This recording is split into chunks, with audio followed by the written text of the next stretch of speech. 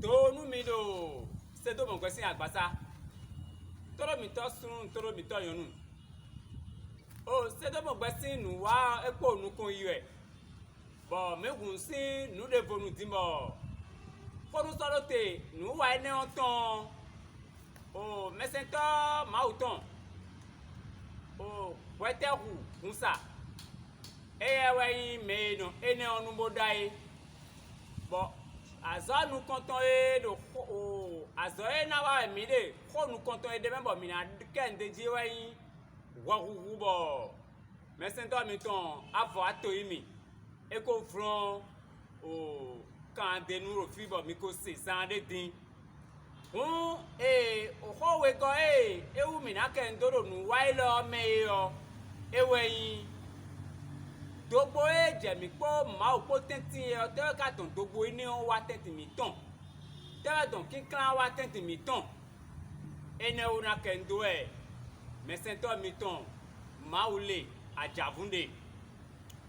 bo cho mi na fro kan de nu mi na dogbe mi da ko do mi no mo nu ran se do me mi ton le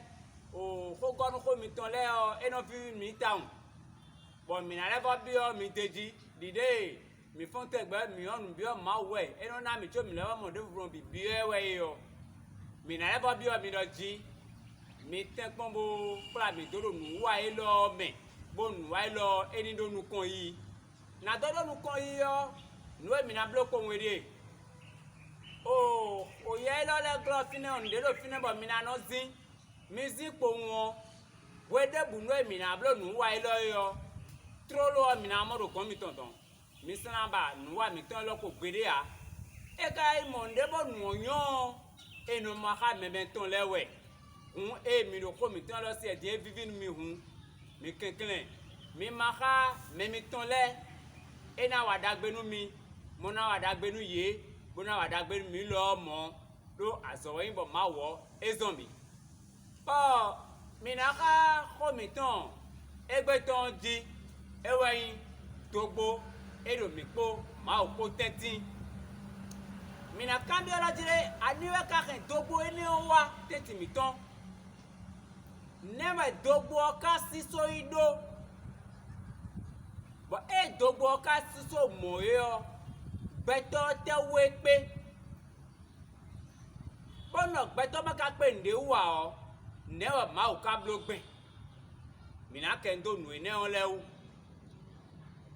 e tara ken dogbo wa nu kabe nu kontonje mi na ken do ene mi kora ji do e wa ye me o ko e wa ye me o no bo no bi mi ton avo ato mi ken de we o e ken do gwo gugu ji bo gwo gugu do ku ene o e we ton dogbo wa mi ko ma o ko tenti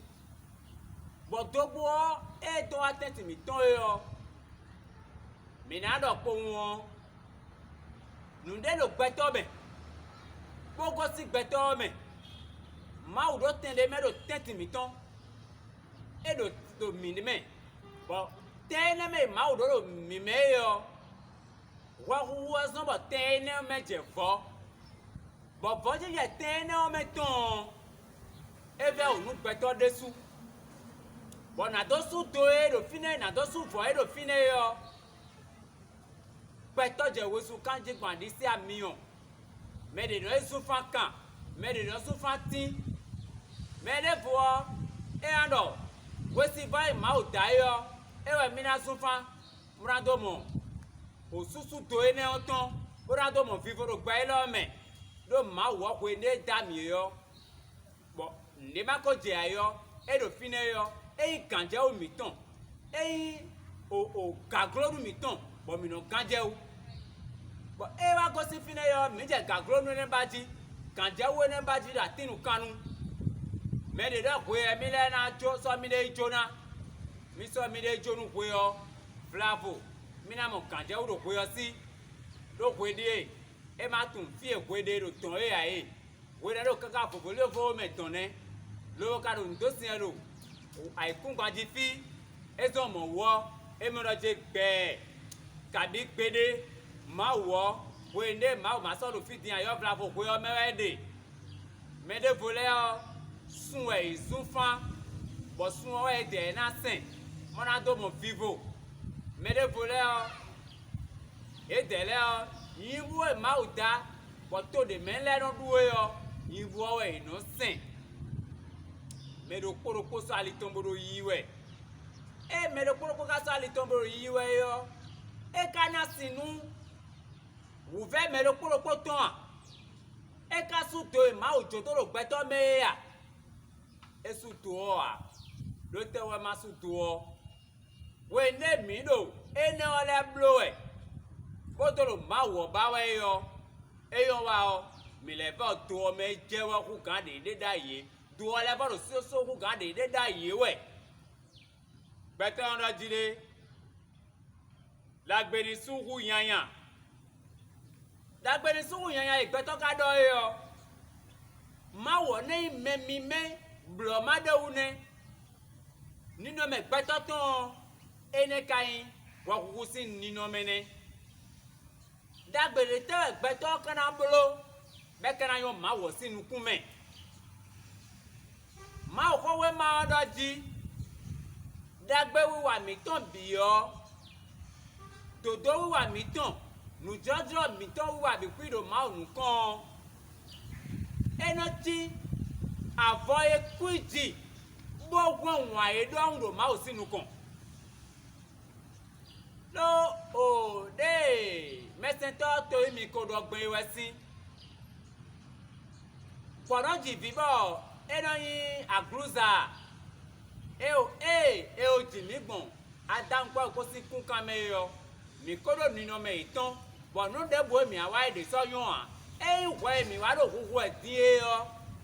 me mi sunwe adigba mi do yo e we so dandan bo mi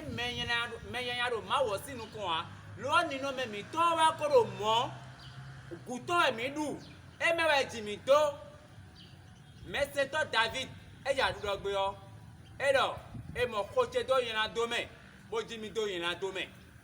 e no de mi so si awaro fi bo yon ma wo nuku me a bo mi no dafu ko e do yin do me bo do yiwe bo no ko de dai bo no jire dagbe oni hu yanyan ka so la wewe pepe toy la to wewe pepe yo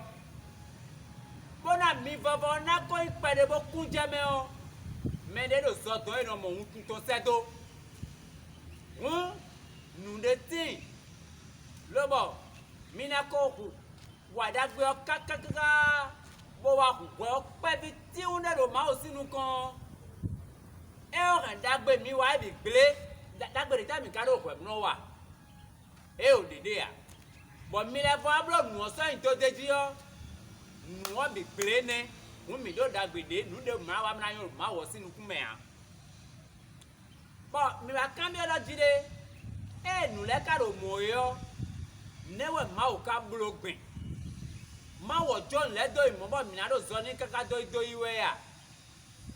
edie nu ti da wan pe no emi cho ba ve to liye ma wo do mi kuna jo mi to so imo e ye de suo e wa basin e na ba na e bo si ene o me o pede mi gbon ali ede ji yo ede alide e ba sinde me igbelu sin o e me mi na li ene yo e gen na le boy ma wo gan ma do koro ponu mi ali ma o de je mi si ku gbon do mi ma tun wa wosun kanto de no dasa to gbede a aka osun kaka bo dasa to ede ya nu de ti bo mi na wa gbede ali de ti bo mi de suna de lo bana mo ma wo ali mo nkan de ya lo ali ma o de nu mi si e ma wo ena u ve mo nkan do e do nouveau e yo wezu e ka mi de yo si e ma o na na yo nu wa mi ton devo mewe mi na mo si mo nkan de mi dele do e lo me nu wa e lo me o mi na bron kanu si ma o nanu tukra ne ya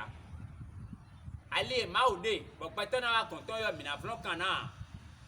de mi kono do to mi gbe tegbe mi kono po mi gbe lo gɔnu elɔ dzi tɛgbɛ yɔ mi vɛ ma dzodo bonu elɔ wa yɔ eye na bɔ de wo yɔ si ye mawu na nu wu vɛ mo nkɔtɔn wozu kika mi tɔn mamɔ si nutukra o deyi mi tɔn si ye mawu nana yɔ mi na mɔdo eye bɔ de wo me ŋu o mɛ ɖo mɔ dzi dɔn lɛ avɔ ato yi mi kpo wɔtɛ kuku sa kpo dɔ bɔ dzi ɖe nu wa egbe tɔn eko sɛnɛ ko mɔ o ena tsɛ nuto ɖo mɛ mi tɔn mawu na do nu mi.